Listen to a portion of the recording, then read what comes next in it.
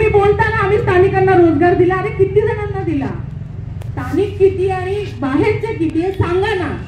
आज प्रदूषण आम्ही झेलतोय आणि आम्हाला त्याच्या बदल्यात काय मिळतंय तर बेरोजगारी.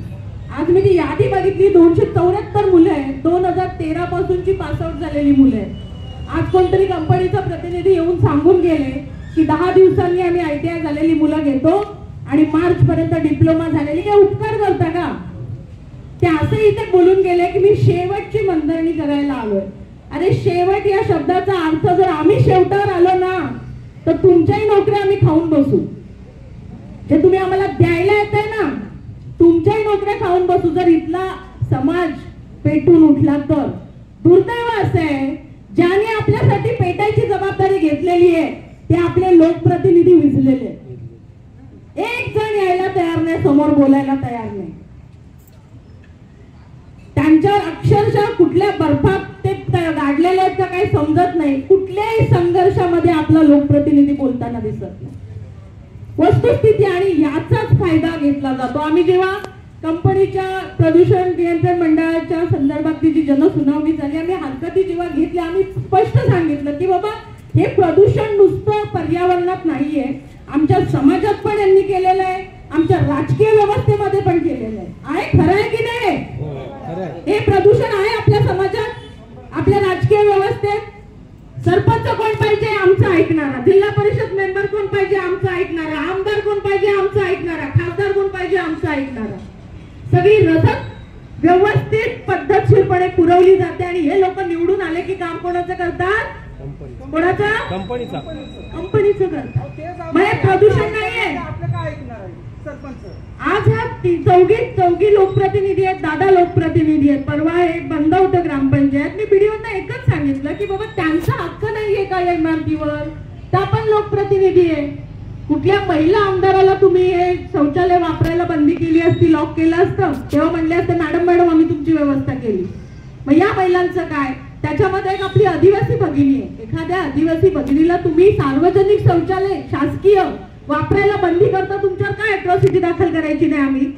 आज आपल्या सगळ्यांना माहिती आहे महिलांना सार्वजनिक ठिकाणी सुद्धा शौचालय असेल म्हणजे ते ST स्टँड असेल, रेल्वे स्टँड असेल, सगळ्यात आधी सुलभ शौचालयाची व्यवस्था करायचा GR आहे सरकारचा. एखाद्या म्हणजे अगदी पंचतारांकित हॉटेलमध्ये सुद्धा एखादी महिला गेली आणि सांगितलं मला तुमच्या इथलं शौचालय वापरायचंय तर ते हॉटेल तिला मनाई नाही करू शकत कारण तो GR आहे.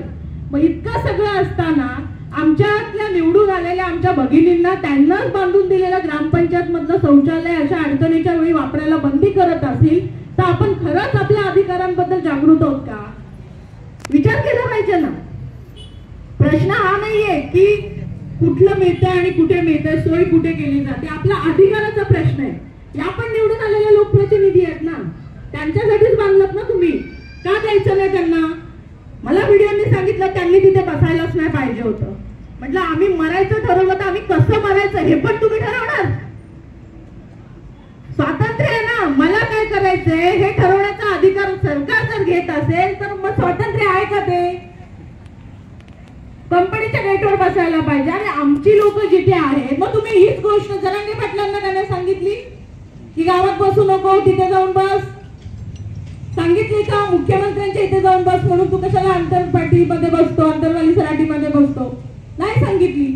कारण का? त्यांच्या मागे इतका मराठा समाज होता. आझाद मैदान त्यांनी जे गाठलं ते सोडत नव्हते. हिंमत झाली का पोलिसांची त्यांना हात लावायची? कारण समाज उतरला होता, बांधव उतरले होते, मोठ्या संख्येने उतरले होते. त्याच्यामुळे मोठ्या संख्येने माझं एक म्हणणं आहे इथला पुरुषाला काही बंधनं असतील तर महिलांनी आलं पाहिजे. अगदी महिलांना काही बंधनं असतील तुमच्या पुढच्या पिढीला पाठवा. आणि इथे बसू द्या ना, लोकांना येऊ द्या ना. तुम्ही गुलामी पत्करली, तुम्ही घाबरला, तुमच्या मुलाबाळांनी पण घाबरावं असं वाटतंय का तुम्हाला? आज तुम्ही घाबरले तर उद्या तुमच्या मुलाला पण इथे आज संघर्ष करायला लागणार. परिस्थिती आजच्या लढायची नाहीये. 25 वर्षानंतर सुद्धा इथली परिस्थिती हीच राहील जर आज लढला नाही तर. अक्षरशः आम्हाला या खरं तर या अशा भानगडीत मला पडायला आवडत नाही की नोकरी द्या नोकरी द्या. द्या का? आमचा हक्क आहे ना. आपला लोकप्रतिनिधी का मागत नाही की या गावातली किती पोरं पासआउट झाली, चला रे याद्या द्या. डायरेक्ट त्यांनी कंपनीला पाठवायचं, या सगळ्या पोरांना घेतलं पाहिजे तुम्ही. का हे सिस्टीम आपल्याकडे होत नाही? का होत नाही? वर्षानुवर्ष त्या मुलाच्या बापाला कार्यकर्ता म्हणून वापरला जातो आणि लावलं तर ठीक, नाही तर मग आपला आहे आणि मग तो पक्ष बदलतो, साहेबांनी नाही लावला दुसऱ्या पक्षात जातो. हीच परिस्थिती आपल्याकडे आहे की नाही?